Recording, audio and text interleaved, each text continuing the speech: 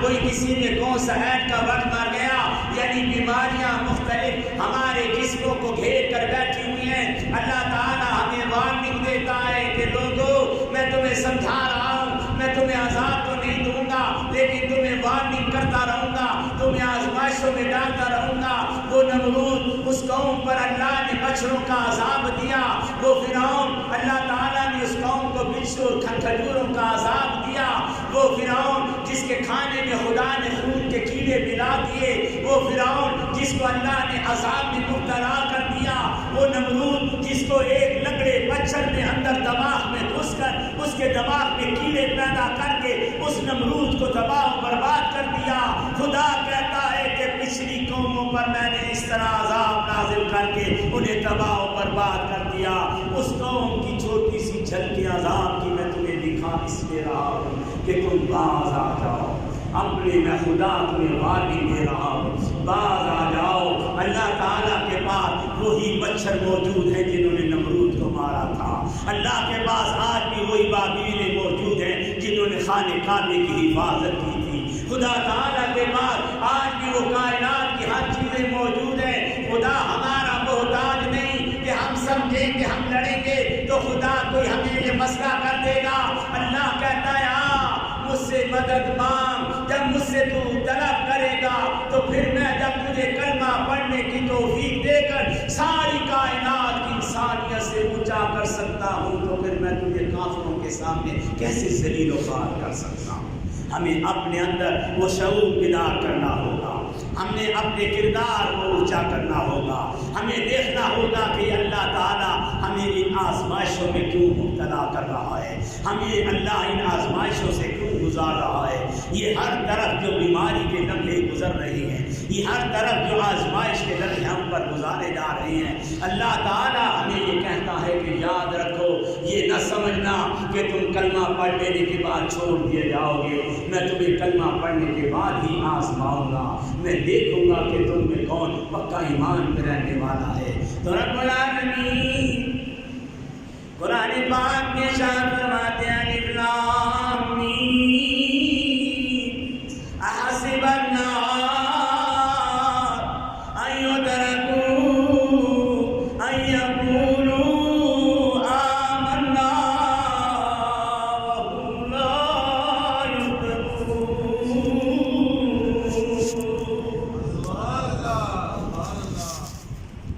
تم گمان کرتے ہو تمہیں آزمایا نہیں جائے گا، کلمہ پڑھ لینے کے بعد تمہیں آزمایا نہیں جائے گا۔ اللہ کہتا ہے انسانوں یاد رکھو، کلمہ پڑھنے کے بعد ہی تو آزمائش شروع ہوتی ہے۔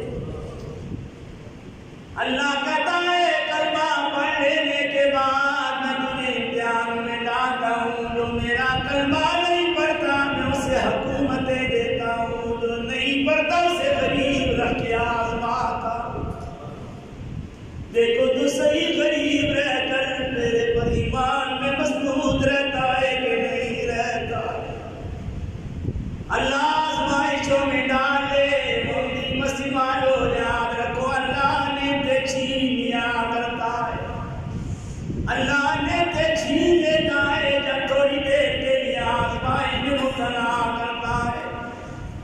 یہ سارے سجدے اللہ قرآن میں بتا رہا ہے وَإِنَّكَ لَمِنَ الْمُرْسَلِينَ وَإِنَّ يُونُسَ لَمِنَ الْمُرْسَلِينَ إِذْ أَبَقَ إِلَى الْفُلْكِ الْمَشْحُونِ فَسَاهَمَ فَكَانَ مِنَ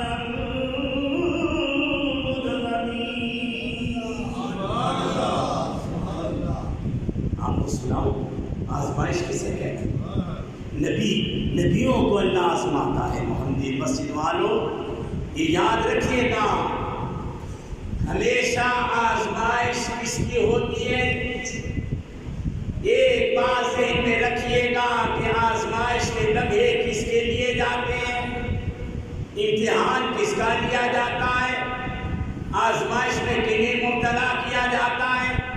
آزمائش کا یہ مطلب نہیں کہ خدا پکا ہم سے ناراض ہو گیا، نہیں۔ محمدی مسجد والوں یاد رکھو، اللہ تعالیٰ کہتا ہے انسان انسانوں دیکھو کالج کے اندر، کسی کالج میں، کسی یونیورسٹی میں، کسی سکول میں، یاد رکھو کسی پاگل کا امتحان نہیں لیا جاتا۔ کسی بھی دنیا کی یونیورسٹی میں دکھائیں کہ کوئی پاگل یونیورسٹی میں امتحان دینے گیا ہو، کسی سکول میں کوئی پاگل امتحان دینے گیا ہو، کسی پاگل کو امتحان کے لیے بٹھا دیا گیا ہو، کسی یونیورسٹی میں پاگل انسان سے کہا جائے تم امتحان دو، یاد رکھو محمدی مسجد والوں، پاگلوں کا امتحان نہیں ہوا کرتا، ہمیشہ صحیح لوگوں کو امتحان میں ڈالا جاتا ہے۔ میرے حسین کو بھی امتحان میں ڈالا گیا، میرے حسین کو بھی آزمائش کے لمحوں میں ڈالا گیا، وہ میں آگے بات کرنا چاہوں گا، لیکن آزمائش کہتے کسے ہیں؟ اللہ تعالیٰ نبیوں کو آزمائشوں میں ڈال کر ہمیں کیا سبق پڑھانا چاہتا ہے، ہمیں کیا سمجھانا چاہتا ہے؟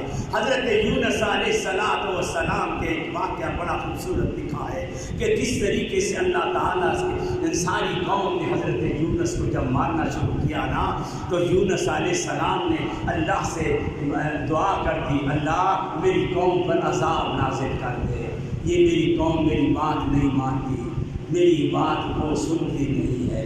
محمدی مسجد والوں، ہر نبی نے جب تنگ آ گیا، نبی پتھر کھا کے جو بھی نبی تنگ آ جاتا تھا نا، آخر میں امت کی بربادی کی بدعا کر دیا کرتا تھا، اللہ میری قوم کو تباہ کر دے، انہوں نے مجھے بڑے پتھر مارے۔ کبھی نوح علیہ السلام نے 950 سال اللہ تعالیٰ نے اپنے نبی کو سب سے زیادہ عمر دی، 950 سال عمر دی، پوری قوم حضرت نوح کو ہر روز پتھر مارتی تھی، اتنے پتھر مارتی تھی کہ حضرت نوح پتھر میں چھپ جایا کرتے تھے، دوسرے دن پھر پتھر میں رکھتے تھے، پھر اسی زخم پہ آتا تھا پتھر، پھر حضرت نوح کا جسم کھل جایا کرتا تھا۔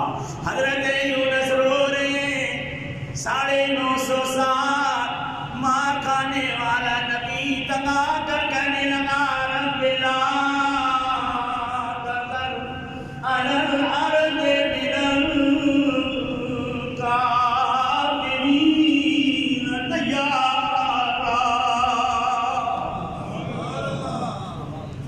اللہ میری قوم کو تباہ برباد کر۔ حضرت نوح نے قوم کی بدعا کی، حضرت موسیٰ نے فرعون کی تباہی کی بدعا کی، حضرت نوح علیہ السلام نے اپنی قوم کے لیے بدعا کی، حضرت لوط علیہ السلام کی قوم تباہ ہو گئی، حضرت موسیٰ کی قوم تباہ ہو گئی، سارے نبیوں کی قوموں کو اللہ نے نبیوں کی بدعاؤں کے بعد تباہ کر دیا۔ محمدی مسجد والوں، دنیا کائنات میں صرف ایک ہی نبی ہے، میرا نبی پاک حضرت محمد مصطفیٰ، جنہوں نے ساری زندگی اپنی امت کے لیے کبھی بدعا نہیں کی۔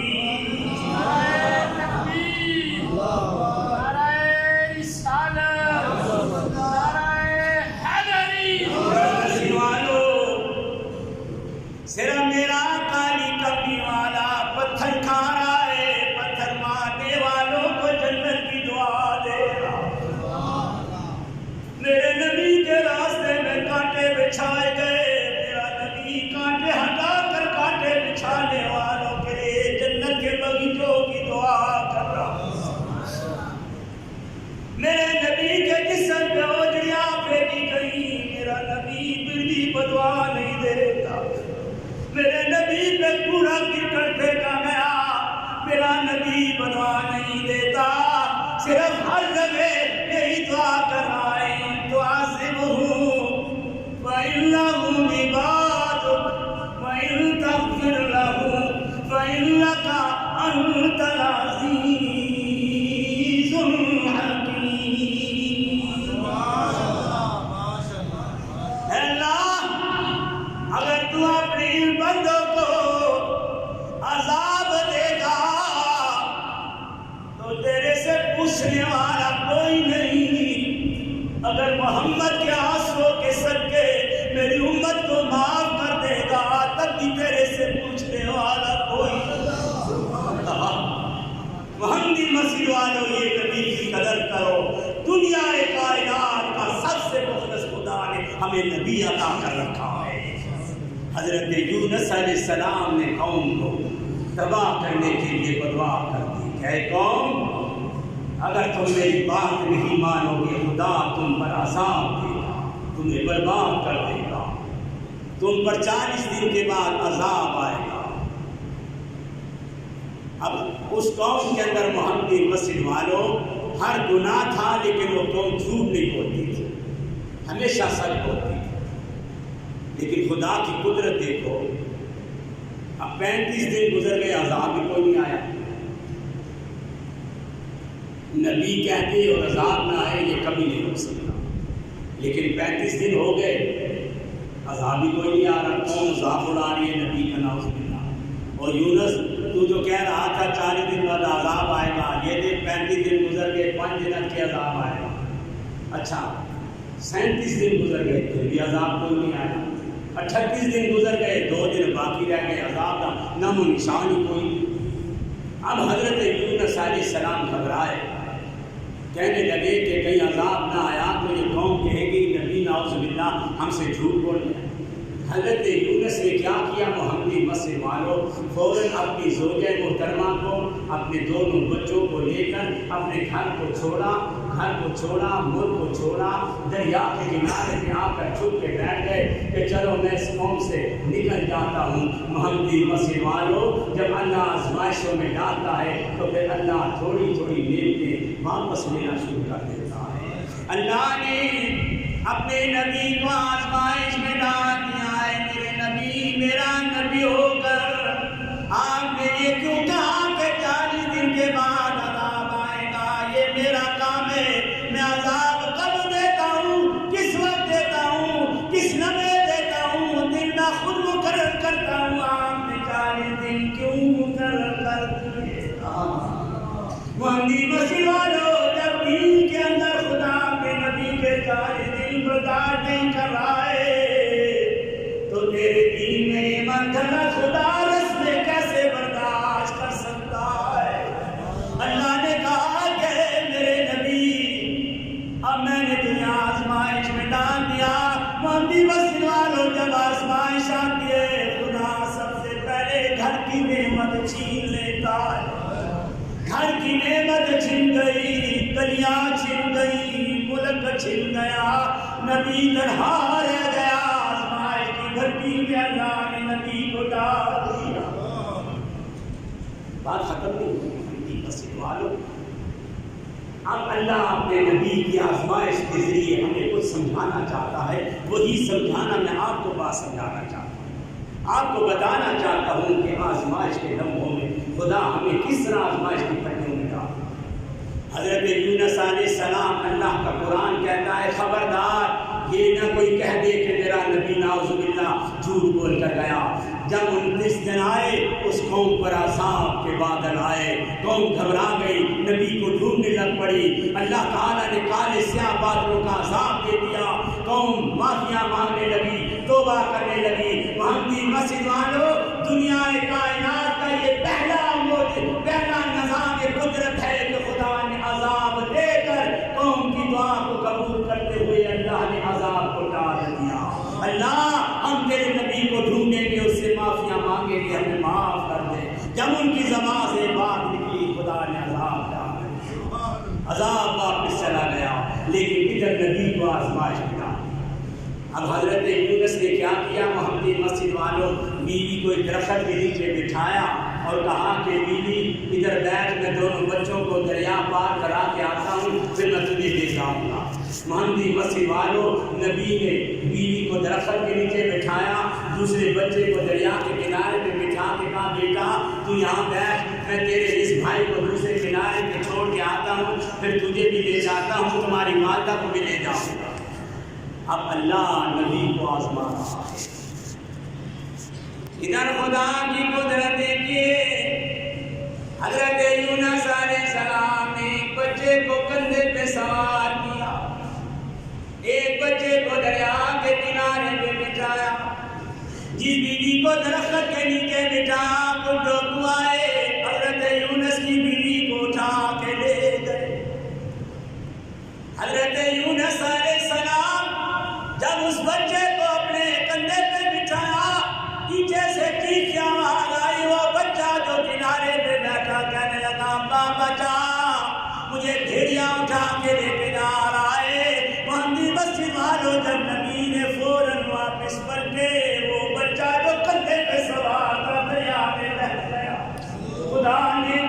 سمندر آئے جب آزمائش شروع ہوتی ہے، بیوی چلی گئی، بچے چلے گئے، گھر چلا گیا، ملک چلا گیا، اللہ نے ساری لیتے لے کر نبی کو تنہا چھوڑ دیا۔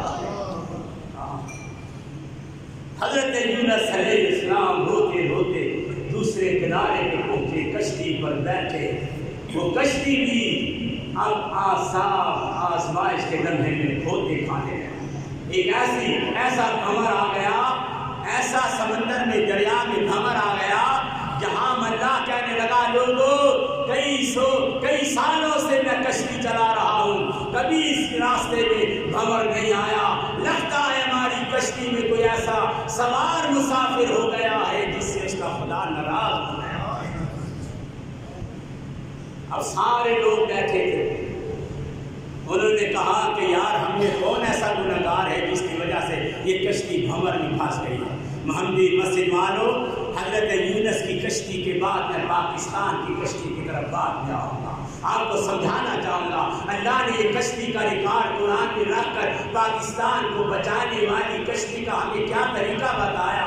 اللہ نے یہ کشتی کے واقعات قرآن میں ایسے نہیں لکھ دیے، حضرت یونس کا واقعہ کشتی کا اللہ نے ایسے قرآن میں نہیں لکھ چھوڑا۔ اللہ کہنا چاہ رہا ہے لوگوں، اگر میں حضرت نوح کی کشتی کو بھنور میں پھنسایا تو پھر دیکھو آج پاکستان کی کشتی کی جو بھنور میں پھنسی ہوئی ہے نا، دلدل میں پھنسی ہوئی ہے نا، معاشیت کے دلدل میں پھنسی ہوئی نا، یہاں پر کوئی اقتصادی کوئی رہنمائیاں نظر نہیں آ رہی نا، تو پھر سوچو خدا ہمیں کیا دکھانا چاہ رہا ہے، ہمیں کیا بتانا چاہ رہا ہے۔ حضرت یونس علیہ السلام کشتی میں بیٹھے ہیں، اللہ کہتا ہے یارو کوئی ایسا بیٹھا ہے جس سے اس کا پالنہار ناراض ہے۔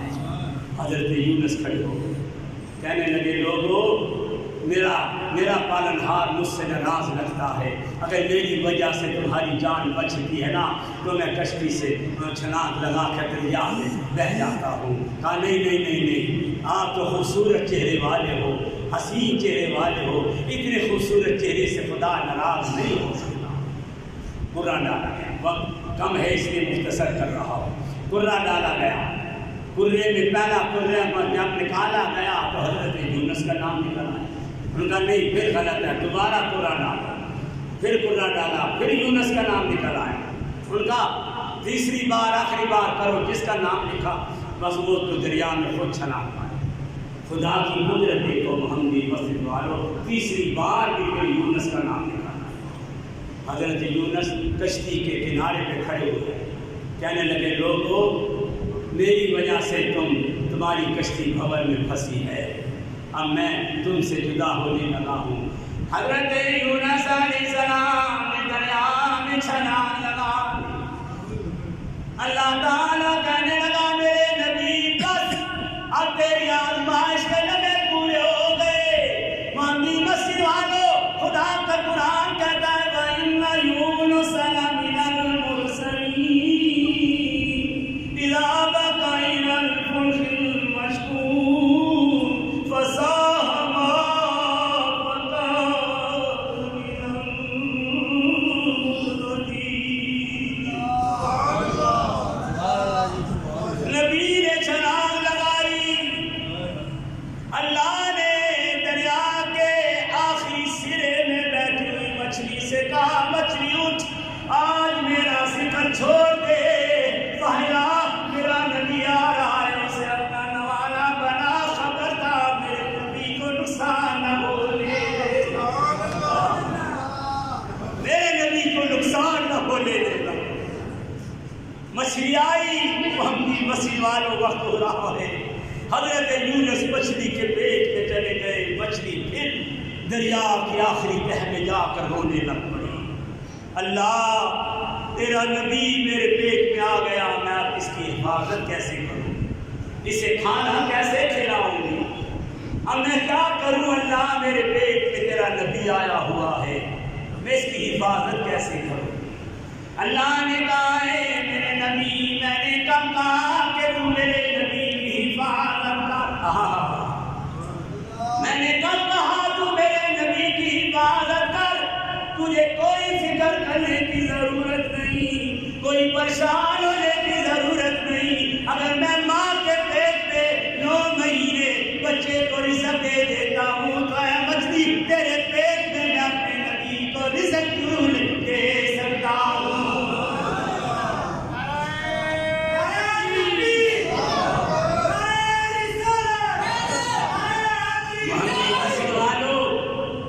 حضرت یونس مچھلی کے پیٹ میں رو رہا ہے. بس آخری بات سنا کر آپ کو مزے کی بات ایک خوبصورت سنانے لگا. پاکستان کی کشتی کو بچانا چاہتے ہو، معیشت کی دلدل سے بچانا چاہتے ہو، بیماریوں جنگوں سے بچانا چاہتے ہو، اپنے آپ کو دشمنوں کی سازشوں سے بچانا چاہتے ہو، یہ یہودیوں اور مودیوں سے بچنا چاہتے ہو، کشمیریوں کی حفاظت کرنا چاہتے ہو، معصوم بچیاں جو ذبح ہو رہی ہیں انہیں بچانا چاہتے ہو، وہ کلمہ پڑھنے والے جنہیں ذبح کیا جا رہا ہے بچانا چاہتے ہو، وہ بیت المقدس جو آج تک یہودیوں کے قبضے میں ہے اسے آزاد کرانا چاہتے ہو، تو آؤ اپنے دل سے گندگی کے گندے جراثیموں کو باہر نکال کر میرے نبی کی محبت کا داخل کرو. خدا کی قسم جب میرے دل میں میرے نبی کی طاقت کا معصم آئے گا، میرے نبی کی طاقت کا لاوا آئے گا، میرے نبی کی خوشبو آئے گی، دنیا کفر خود بخود مر جائے گی، تجھے کچھ کرنے کی ضرورت نہیں پڑے گی. حضرت یونس مچھلی کے پیٹ میں رو رہا ہے. بس آخری لمحے کی بات سنانا چاہ رہا ہوں. حضرت یونس 3 دن ہو گئے مچھلی کے پیٹ میں ہے، خدا رزق دے رہا ہے. یہ پہلی قبر ہے جس میں میرا نبی اس مچھلی کے پیٹ میں زندگی کے لمحے گزار رہا ہے. خدا نے نبی کو موت نہیں دی. سنو، اللہ نے اپنے نبی کو مرنے نہیں دیا. مچھلی کے پیٹ میں اللہ نے نبی کو زندہ رکھا. اللہ تعالیٰ کہتا ہے کیسے زندہ رکھا؟ سوال کیا جاتا ہے. اللہ کہتا ہے ایسے زندہ رکھا جس طرح 9 مہینے ماں کے پیٹ میں میں نے بچے کو زندہ رکھا. اسی طرح اللہ کہتا ہے قبر میں تم سمجھتے ہو مر گیا شہید، اللہ کہتا ہے شہید مرتا نہیں. میں ماں کے پیٹ میں جس طرح 9 مہینے بچے کو زندہ رکھ کے رزق دیتا ہوں، اسی طرح شہید کو قبر میں سلا کے جنت کا رزق کھلاتا ہے. میں اسے بھوکا نہیں مرنے دیتا. خدا کہتا ہے جنت کے فرشتوں کی ڈپٹی لگ جاتی ہے، فرشتے آؤ اس شہید کو جنت کا کھانا کھلاؤ کیونکہ یہ ہمیشہ کے لیے زندہ رہنے کے لیے آیا ہے. محمدی مسجد والوں، حضرت یونس مچھلی کے پیٹ میں جب 3 دن گزر گئے رونے لگے. اللہ اب بس کر دے، میری آزمائش کے لمحے پورے ہو گئے. اللہ میرے میں طاقت کوئی نہیں رہی. اللہ تو نے مجھے عذاب سے اس آزمائش کے لمحے سے نکال دے. اللہ نے نبی کی دعا کو سن لیا. اللہ نے کہا لوگو دیکھو اب میں نبی مچھلی کے پیٹ سے اپنے نبی کو زندہ کیسے باہر نکالتا ہوں. اللہ نے اس قرآن میں لکھا ہے. محمدی مسجد والوں، خدا دنیا میں ہمیں دکھا رہا ہے کہ میں نبی کو مچھلی کے پیٹ سے زندہ کیسے نکالتا ہوں. فنادا فی الظلمات، نبی ندا کر کے رو رہا ہے اللہ میں کمرے اندھیرے میں گھٹ رہا ہوں، اندھیرے میں آ گیا. میرے نبی نے روتے ہوئے کہا اللہ بس کر رہا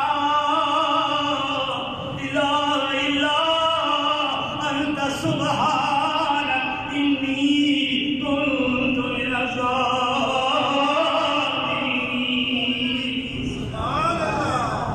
میرے نبی نے مچھلی کے پیٹ میں کلمہ پڑھا. اللہ نے میرے نبی کو آزادی دے.